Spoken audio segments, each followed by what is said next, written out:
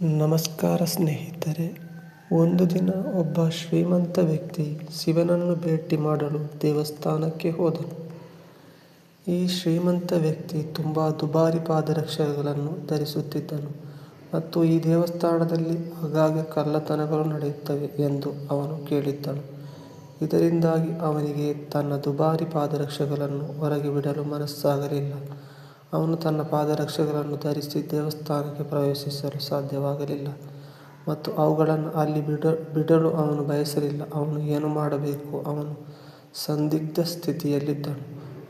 ಸ್ವಲ್ಪ ಹೊತ್ತು ಯೋಚಿಸಿದ ನಂತರ ಶ್ರೀಮಂತನು ದೇವಾಲಯದ ಹೊರಗೆ ಕುಳಿತಿದ್ದ ಭಿಕ್ಷುಕನೊಂದಿಗೆ ಮಾತನಾಡಿದನು. ಅವನು ತನ್ನ ಪಾದರಕ್ಷೆಗಳನ್ನು ಭಿಕ್ಷುಕನಿಗೆ ಆರೈಕೆ ಮಾಡಲು ಕೊಟ್ಟನು.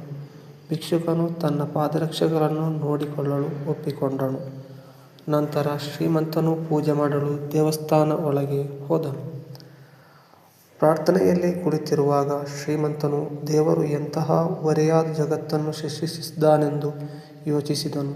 ಅವನು ತನ್ನಂತಹ ಅನೇಕ ಜನರನ್ನು ದುಬಾರಿ ಪಾದರಕ್ಷೆಗಳನ್ನು ಧರಿಸಲು ಸೃಷ್ಟಿಸಿದ್ದಾನೆ. ಆದರೆ ಆ ಬಡ ಭಿಕ್ಷುಕನಂತಹ ಅಸಂಖ್ಯಾತ ಜನರು ಆಹಾರಕ್ಕಾಗಿ ಭಿಕ್ಷೆ ಬೇಡಬೇಕಾಗುತ್ತದೆ ಎಂದು ಯೋಚಿಸಿದನು. ಆ ಶ್ರೀಮಂತನು ದೇವರನ್ನು ಮೌನವಾಗಿ ಬೇಡಿಕೊಂಡನು. ನೀನು ಎಲ್ಲರನ್ನೂ ಸಮಾನವಾಗಿ ಯಾಕೆ ಸೃಷ್ಟಿಸಲಿಲ್ಲ? ಎಲ್ಲರಿಗೂ ಒಂದೇ ರೀತಿಯ ಸೌಲಭ್ಯಗಳನ್ನು ಯಾಕೆ ಒದಗಿಸಲಿಲ್ಲ? ನಂತರ ಹಿಂತಿರುಗಿ ಭಿಕ್ಷುಕನಿಗೆ 500 ರೂಪಾಯಿಗಳನ್ನು ನೀಡಲು ನಿರ್ಧರಿಸಿದನು. ಆ ಶ್ರೀಮಂತನು ಪ್ರಾರ್ಥನೆಯ ನಂತರ ಹೊರಬಂದಾಗ ಅವನಿಗೆ ತನ್ನ ಪಾದರಕ್ಷೆಗಳನ್ನಾಗಲಿ ಅಥವಾ ಭಿಕ್ಷುಕನನ್ನಾಗಲಿ ನೋಡಲು ಸಾಧ್ಯವಾಗಲಿಲ್ಲ. ಭಿಕ್ಷುಕನು ಯಾವುದೋ ಕೆಲಸದ ಮೇಲೆ ಹೊರಗೆ ಹೋಗಿರಬೇಕು ಎಂದು ಅವನು ಭಾವಿಸಿದನು. ಆದ್ದರಿಂದ ಅವನು ಸ್ವಲ್ಪ ಹೊತ್ತು ಅಲ್ಲಿಯೇ ನಿಂತು ಅವನಿಗಾಗಿ ಕಾಯುತ್ತಿದ್ದನು. ಬಹಳ ಹೊತ್ತು ಕಾಯುತ್ತಿದ್ದ ನಂತರ ಭಿಕ್ಷುಕನು ಹಿಂತಿರುಗದಿದ್ದಾಗ ಶ್ರೀಮಂತನು ತನ್ನನ್ನು ಮೋಸಗೊಳಿಸಿದ್ದಾನೆಂದು ಅರಿತುಕೊಂಡನು. ನಿರಾಶೆಗೊಂಡ ಶ್ರೀಮಂತನು ಮನೆಯ ಬರಿಗಾಲಿನಲ್ಲಿ ನಡೆದನು. ದಾರಿಯಲ್ಲಿ ಶ್ರೀಮಂತನು ಪಾದಚಾರಿ ಮಾರ್ಗದಲ್ಲಿ ಕುಳಿತಿದ್ದ ಶೂ ಮಾರಾಟಗಾರನನ್ನು ನೋಡಿದನು. ಅವನು ಒಂದು ಜೋಡಿ ಚಪ್ಪಲಿಗಳನ್ನು ಖರೀದಿಸಲು ಅವನ ಬಳಿಗೆ ಬಂದನು. ಅವನು ಬಂದ ತಕ್ಷಣ ಶ್ರೀಮಂತನು ತನ್ನ ಸ್ವಂತ ಬೂಟುಗಳನ್ನು ಗಮನಿಸಿದನು.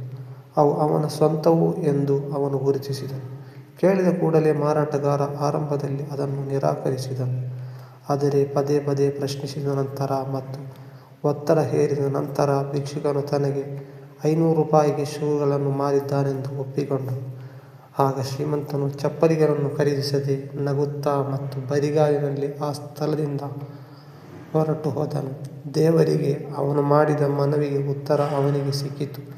ಜನಕ್ರಿಯೆಗಳು ಸ್ಥಿರವಾಗಿದ್ದರೂ ಎಲ್ಲರೂ ಎಂದಿಗೂ ಸಮಾನರಾಗುವುದಿಲ್ಲ ಎಂದು ಅವನಿಗೆ ಅರ್ಥವಾಯಿತು. ದೇವರು ಈಗಾಗಲೇ ಭಿಕ್ಷುಕನ ಹಣೆಬರಹದಲ್ಲಿ 500 ಬರೆದಿದ್ದನು. ಆದರೆ ಅವುಗಳನ್ನು ಹೇಗೆ ಗಳಿಸುವುದು ಎಂಬುದು ಅವನಿಗೆ ಬಿಟ್ಟದ್ದು. ಅವನು ಕದ್ದಿಲ್ಲದಿದ್ದರೂ ಅವನಿಗೆ 200-500 ಸಿಕ್ಕುತ್ತಿತ್ತು.